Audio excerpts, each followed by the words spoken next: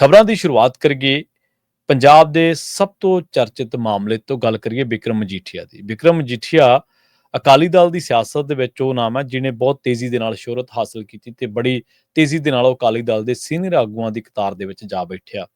ਮਜੀਠੀਆ ਹਮੇਸ਼ਾ ਵਿਰੋਧੀ ਧਿਰਾਂ ਦੇ ਨਿਸ਼ਾਨੇ ਤੇ ਵੀ ਰਿਹਾ ਹੈ, ਕਿਉਂਕਿ ਉਹ ਆਪ ਵੀ ਬੜੀ ਹਮਲਾਵਰ ਸ਼ੈਲੀ ਦੇ ਲਈ ਜਾਣਿਆ ਜਾਂਦਾ ਹੈ।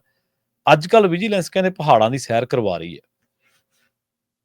ਬਿਲਕੁਲ ਪ੍ਰਵੀਨ ਜੀ, ਜਦੋਂ ਵਿਜੀਲੈਂਸ ਦੀ ਟੀਮ ਨੇ ਅੰਮ੍ਰਿਤਸਰ ਜਾ ਕੇ ਵਿਕਰਮ ਮਜੀਠੀਆ ਨੂੰ ਗ੍ਰਿਫਤਾਰ ਕੀਤਾ, ਇੱਕ ਰਾਤ ਪਹਿਲਾਂ ਆਪਣੇ ਦਫ਼ਤਰ 'ਚ ਕਟਾਈ ਜੀ ਤੇ ਫਿਰ ਅਗਲੇ ਦਿਨ ਪੇਸ਼ ਕੀਤਾ ਤੇ 12 ਦਿਨਾਂ ਦਾ ਰਿਮਾਂਡ ਮੰਗਿਆ। ਰਿਮਾਂਡ ਮਿਲਿਆ 7 ਦਿਨਾਂ ਦਾ ਠੀਕ ਹੈ। ਤੇ ਹੁਣ 2 ਜੁਲਾਈ ਨੂੰ ਪੇਸ਼ ਕਰਨਾ ਹੂੰ ਤੇ ਇੰਨੇ ਦਿਨ ਹੁਣ ਉੱਥੇ ਬਿਠਾਈ ਰੱਖੋ, ਪੁੱਛਗਿੱਛ ਕਰੀ ਜਾਓ, ਕਿੰਨਾ ਕੁ ਕੀ ਕਰਨਾ ਹੁੰਦਾ। ਜਿਉਂ ਕਹਿੰਦੇ ਸਾਨੂੰ ਕੋਲ ਸਾਰੀ ਜਾਣਕਾਰੀ ਹੈਗੀ, ਕਾਗਜ਼ ਹੈਗੇ, ਪੱਤਰ ਹੈਗੇ, ਕੁਝ ਸਾਰਾ ਕੁਝ ਦਰਜ ਹੈ ਜੀ, ਹੈ ਨਾ।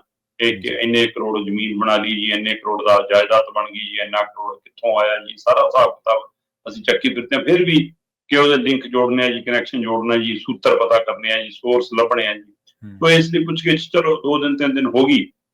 ਸੋ ਅਗਲੇ ਕਹਿੰਦੇ ਚਲੋ ਟੂਰ ਵੀ ਪਾ ਲਓ, ਗਰਮੀ ਗੁਰਮੀ ਬਹੁਤ ਹੈ, ਕਿਹੜੇ ਹੀ ਮਾਰਿਆ ਉਹ ਕਿਤੇ। ਸੋ ਚਲੋ ਅਸਲ ਦੇ ਵਿੱਚ ਦਮ ਇਹ ਭਰਿਆ ਜਾ ਰਿਹਾ ਕਿ ਵਿਜੀਲੈਂਸ ਕਹਿੰਦੀ ਕਿ ਵਿਕਰਮ ਮਜੀਠੀਆ ਦੀਆਂ ਜਿਹੜੀਆਂ ਜਾਇਦਾਦਾਂ ਨੇ, ਜਿਹੜੀ ਉਹਨੇ ਪੈਸਾ ਲਾਇਆ ਹੋਇਆ, ਇਨਵੈਸਟ ਕੀਤਾ ਹੋਇਆ, ਉਹ ਕੋਈ ਕਾਰੋਬਾਰ ਨੇ, ਉਹਦੀ ਕਹਿੰਦੇ ਜੀ ਨਿਸ਼ਾਨਦੇਹੀ ਕਰਨੀ ਜੀ। ਇਸ ਲਈ ਕਾਫਲਾ ਸਵੇਰੇ ਤੜਕੇ ਹੀ ਮਤਲਬ ਮੀਡੀਆ ਮੁਰਲੇ ਗੇਟ ਰਾਹੀਂ ਖੜਾ ਰਿਹਾ ਤੇ ਗੱਡੀਆਂ ਪਿਛਲੇ ਗੇਟ ਰਾਹੀਂ ਨਿਕਲ ਗਈਆਂ ਤੇ ਫਿਰ ਕਹਿੰਦੇ ਜੀ ਪਤਾ ਨਹੀਂ ਲੱਗਿਆ ਕਿੱਥੇ। ਪਰ ਕਿੰਨਾ ਕੁ ਲੁਕੋਗੇ ਅੱਜ ਦੀ ਟੈਕਨੋਲੋਜੀ ਦੇ ਯੁੱਗ 'ਚ, ਦੁਪਹਿਰ ਤੱਕ ਪਤਾ ਲੱਗ ਗੱਡੀਆਂ ਸ਼ਿਮਲੇ ਘੁੰਮ ਰਹੀਆਂ ਨੇ ਜੀ।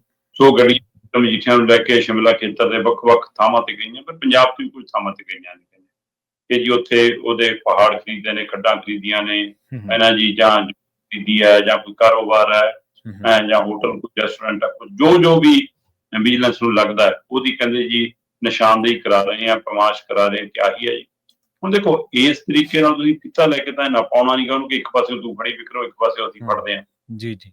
ਸੋ ਨਾ ਹੀ ਇਹ ਹੈ ਕਿ ਕੋਈ ਘੜਾ ਦੱਬਿਆ ਉਹਨੇ, ਕੋਈ ਘੜੋਲੀ ਦੱਬੀ ਹੈ, ਜਾਂ ਕੋਈ ਟਰੰਕ 'ਚ ਪਾ ਕੇ ਥੈਲੇ ਝੋਲੇ 'ਚ ਪਾ ਕੇ ਕੋਈ ਦੱਬਿਆ ਹੋਇਆ, ਇਹ ਕਰਾਉਣਾ। ਮਤਲਬ ਇਹ ਤਰੀਕਾਕਾਰ ਹੁਣ ਪਤਾ ਨਹੀਂ ਕੀ ਹੈ, ਕਿੰਨਾ ਕੁ ਦਮ ਰੱਖਦਾ, ਜਾਂ ਸਿਰਫ ਇਹ ਹੈ ਕਿ ਅਦਾਲਤ 'ਚ ਦੱਸਣਾ ਵੀ ਹੁੰਦਾ ਕਿ ਰਿਮਾਂਡ ਦੀ ਹੋਰ ਲੋੜ ਹੈ ਜੀ, ਅਜੇ ਆਹ ਕੁਛ ਨਹੀਂ ਮਿਲਿਆ, ਉਹ ਕੁਛ ਨਹੀਂ ਮਿਲਿਆ।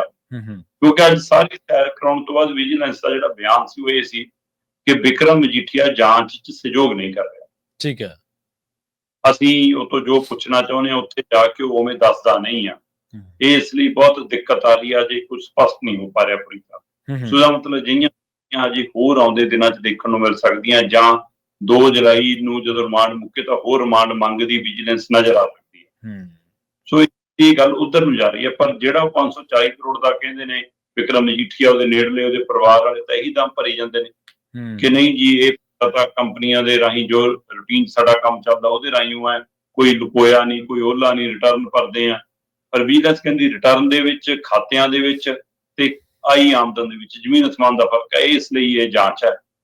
ਤੇ ਹੁਣ ਦੇਖਦੇ ਹਾਂ ਜੀ ਵਿਕਰਮ ਮਜੀਠੀਆ ਦੇ ਮਾਮਲੇ 'ਚ ਆਪਾਂ ਉਦੋਂ ਵੀ ਗੱਲ ਕਰ ਰਹੇ ਸੀ ਕਿ ਇੱਕ ਤਾਂ ਬਦਸਲੂਕੀ ਵਾਲਾ ਪਰਚਾ ਵੀ, 1-2 ਪਰਚੇ ਹੋਰ ਵੀ ਪਾਏ ਜਾ ਰਹੇ ਨੇ। ਸੋ ਇਹ ਲਗਾਤਾਰ ਮਤਲਬ ਕਿ ਉਹਨਾਂ ਦੇ ਆਲੇ ਦੁਆਲੇ ਸਕੰਜਾ ਕੱਸਿਆ ਜਾ ਰਿਹਾ। ਸੋ ਦੇਖਦੇ ਹਾਂ ਕਹਾਣੀ ਕਿੱਥੇ ਜਾ ਕੇ ਰੁਕੂਗੀ। ਫਿਲਹਾਲ ਵਿਕਰਮ ਮਜੀਠੀਆ ਦੀ ਉਲਝਣ ਵੀ ਵੱਧਦੀ ਦਿਖ ਰਹੀ ਹੈ ਤੇ ਮਾਮਲੇ ਵੀ ਵੱਧਦੇ ਦਿਖ